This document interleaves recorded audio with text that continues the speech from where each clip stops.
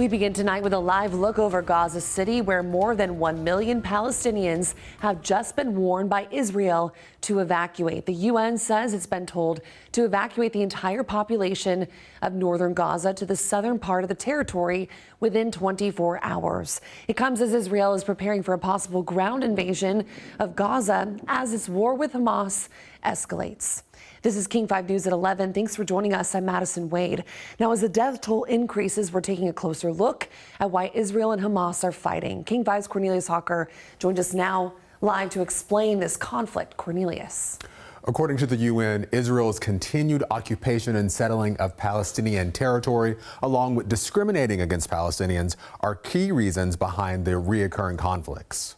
Video from the Gaza Strip paints a hellish landscape. The Israeli military has bombarded the densely populated territory with at least 6,000 bombs in retaliation for Hamas's surprise weekend attack. This attack didn't come out of nowhere. Very much a continuation of a longstanding resistance movement. Dr. Nova Robinson is a historian of the modern Middle East at Seattle U. There was a war in 2008 between Hamas and Israel, a war in 2012 between Hamas and Israel, a war in 2014 between Hamas and Israel, and a war in 2021 between Hamas and Israel. In those previous conflicts, more Palestinians have been killed than Israelis. According to the United Nations, 308 Israelis compared to 6,407 Palestinians. The death toll of Palestinian civilians is always been high in these conflicts between Hamas and Israel. In this current conflict, both Israeli and Palestinian officials say their death tolls have exceeded 1,000.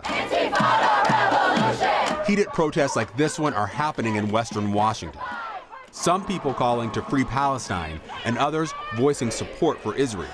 Despite emotions running high, Dr. Robinson hopes people remember the millions of innocent civilians being impacted. And I don't think that we're necessarily in a moment where we have the headspace to engage in the nuanced engagement. As the Israel-Hamas war continues, Dr. Robinson hopes people choose to think about the millions of people impacted. You can hold on to the common humanity and the fact that individuals in Israel, civilians in Israel, and civilians in the Gaza Strip are entitled to the same rights and protections.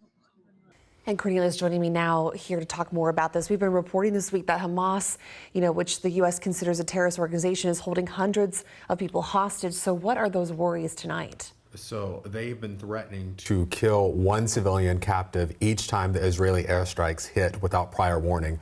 Now, Israel is also preparing for a ground invasion, it says, to try and rescue those hostages. And we know many Palestinians are trying to get to safety in Gaza as they're being told to evacuate. So what are they facing as we speak? It's a dire situation. So there's no electricity. Israel has cut off all electricity, all water. So they are living in squalor right now. They're in the dark. I mean, it's daytime over there now, but at night they're in the dark. And so there's no humanitarian aid coming to them, and it's just a hellish landscape, like I said in my story. Yeah, absolutely. Well, thank you so much for explaining more of this. Of course, our conversation doesn't stop here. We're going to continue to follow this and bring you any updates as we learn them. Cornelius, thank you.